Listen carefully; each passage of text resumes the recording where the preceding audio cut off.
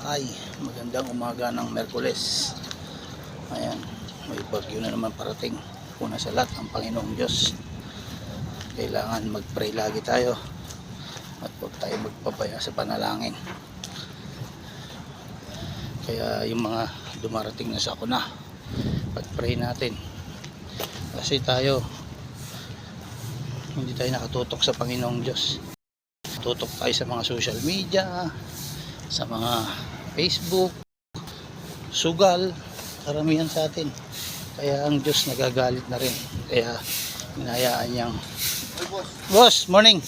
Kaya hinahayaan niya na mangyari din yung mga sakuna na ganyan para maalala natin siya. Kaya dapat tayo, huwag natin kalimutan ng Panginoong Diyos. Lagi tayong manalangin, mag-pray. Kaya lagi tayong mag-pray, manalangin para wala tayong pagsisisihan.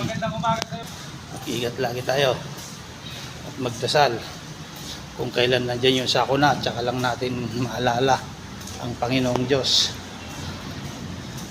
Ano pang magagawa natin kung nandiyan na yung mga sakuna na yan, di ba?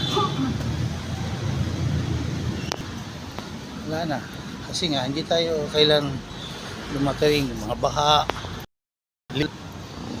bagyo, tsaka lang natin maalala ang Panginoong Diyos.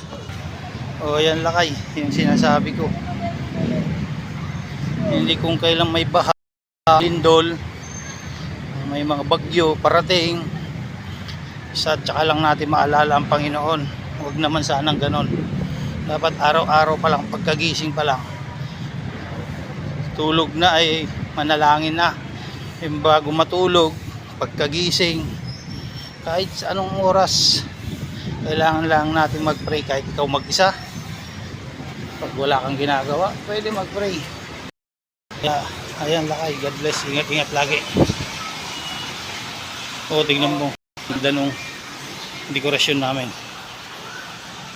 God bless, ingat-ingat lagi.